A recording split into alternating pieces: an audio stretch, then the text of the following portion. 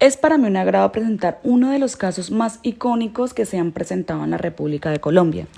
El caso sometido a la Corte el 21 de octubre del 2014, la Comisión Interamericana de Derechos Humanos sometió a la jurisdicción de la Corte Interamericana de Derechos Humanos el caso de Ángel Duque contra la República de Colombia. De acuerdo con lo señalado por la Comisión, el caso se relaciona con la supuesta responsabilidad internacional de Colombia por la alegada exclusión del señor Duque de la responsabilidad de obtener una pensión de sobrevivencia tras la muerte de su pareja, supuestamente con base en que se trataba de una pareja del mismo sexo. Asimismo, consideró que la presunta víctima habría sido víctima de discriminación con base en su orientación sexual, en razón de que la alegada diferencia de trato no podría considerarse idónea porque el concepto de familia referido por el Estado sería limitado y estereotipado, excluyendo supuestamente de manera arbitraria formas de diversas de familia como las formadas por pareja del mismo sexo. Adicionalmente, la comisión constató que el Estado no habría proveído a la presunta víctima de un recurso efectivo frente a la supuesta violación y que, por el contrario, las autoridades judiciales que conocieron el caso habrían perpetuado con sus decisiones los perjuicios y la estigmatización de las personas y parejas del mismo sexo. Finalmente, concluyó que debido a los múltiples factores de vulnerabilidad en que se encontraba el señor Duque, incluyendo su orientación sexual, ser portador de VIH y su condición económica, la presunta víctima también se habría visto afectada en su derecho a la integridad personal. Debido a los hechos anteriormente mencionados, el trámite ante la comisión fue el siguiente. Primero, petición. El 8 de febrero del 2005, la comisión recibió una petición presentada por la Comisión Colombiana de Juristas y el germán Humberto Rincón Perfetti. Segundo, informe de admisibilidad. El 2 de noviembre del 2011, la comisión aprobó el informe de admisibilidad número 150-113. Tercero, informe de fondo. El 2 de abril del 2014, la comisión emitió el informe de fondo número 5 en los términos del artículo 50 de la Convención, en el cual llegó a una serie de conclusiones y formuló varias recomendaciones al Estado. La comisión concluyó que el Estado era responsable por la violación a los siguientes derechos humanos establecidos en la Convención Americana. Uno de esos derechos fue el derecho a las garantías judiciales y la protección judicial. Esto estableció en el artículo 8.1 y 25 en relación con el artículo 1.1 de la Convención Americana en perjuicio de Ángel Alberto Duque. Y el principio de igualdad y no discriminación estableció en el artículo 24 en relación con los artículos 1.1 y 2 de la Convención Americana en perjuicio de Ángel Alberto Duque. Llegamos a un ítem muy importante, el cual es la decisión que optó la Corte. Frente a este punto, es importante tener en cuenta que no todas las reparaciones solicitadas en este tipo de procesos hacen énfasis a derechos netamente económicos, sino existen reparaciones simbólicas o mejor llamadas in natura, que también son invocadas en este tipo de procesos. Primero, parte lesionada. Se reconoce como parte lesionada a Ángel Alberto Duque en carácter de víctima de las violaciones declaradas. Segundo, medida de restitución. Con la presentación de una carta a Colfondos y que fue negado su petición el 3 de abril del 2002, se interrumpió la prescripción de las mesadas y de reclamar su derecho.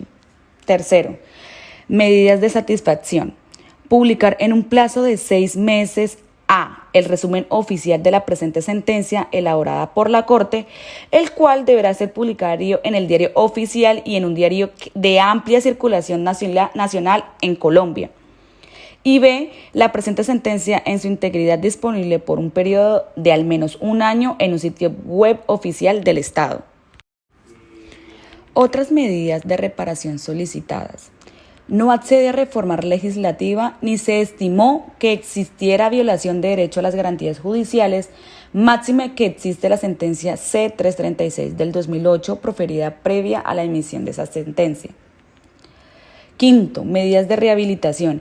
En este presente caso, la Corte no declaró que el Estado era responsable por una violación al derecho a la vida o al derecho a la integridad del señor Duque.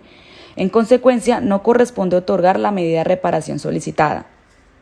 Sexto, indemnización compensatoria por daño material e inmaterial.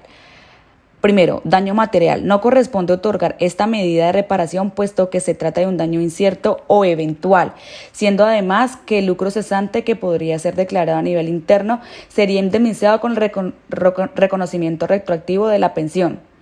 Como la Corte ya declaró que se le daría la pensión, el retroactivo de la pensión, no cabería en esta ocasión el daño material.